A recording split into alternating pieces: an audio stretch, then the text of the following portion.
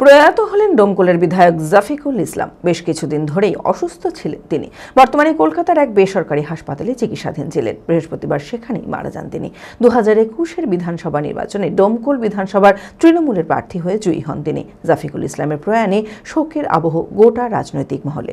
মানসিক স্বাস্থ্যের জন্য সবার আগে যে নামটি মনে ভেসে ওঠে, সুস্থ মনের ঠিকানা মনোবীক্ষণ। যোগাযোগ নাম্বার 7477799513।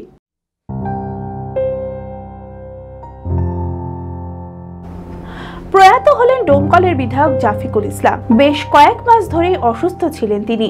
সম্প্রতি দলীয় কোনো অনুষ্ঠান বা কর্মসূচিতে তিনি উপস্থিত থাকতে পারতেন না। বর্তমানে কলকাতার এক বেসরকারি হাসপাতালে চিকিৎসাধীন ছিলেন। বৃহস্পতিবার সেখানেই মারা যান। 2021-এর বিধানসভা নির্বাচনে ডোমকল বিধানসভায় তৃণমূলের প্রার্থী হয়ে জয়ী হন তিনি। একাধারে ডোমকল পৌরসভার পৌর প্রশাসকের দায়িত্বও ছিলেন। যদিও সম্প্রতি ওনার অসুস্থতার কারণে পৌর প্রশাসকের দায়িত্ব গ্রহণ করেন এসডিও শুভঙ্কর বালা। আর জাফিকুল ইসলামের প্রয়াণে শোকের আবহ গোটা রাজনৈতিক মহলে। উনি আমাদের প্রিয় বিধায়ক ছিলেন। অবশ্যই ওনার সঙ্গে রাজনীতি করেছি, শুধু রাজনীতি নয়, ব্যক্তিগত দিক থেকেও ভালো সুসম্পর্ক ছিল। বেশ কিছুদিন থেকে তিনি অসুস্থতায় ভুগছিলেন, ফলে লিভারের সমস্যায় সম্ভবত, এবং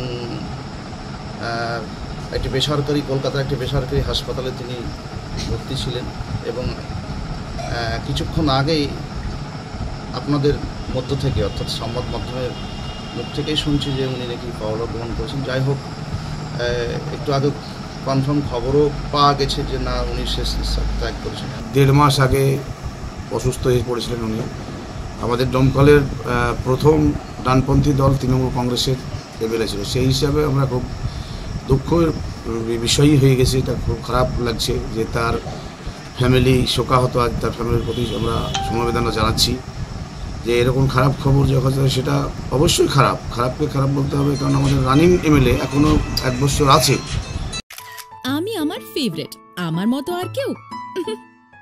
চঞ্চলতা তার কথায় কথায় জীবনে মিশে রঙ ভরায়, চুপি সারে মনে সে সাদে সবাইকে পাগল করে, পাগল করে।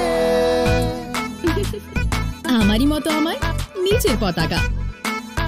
পতাকা চা, গজব কা স্বাদ।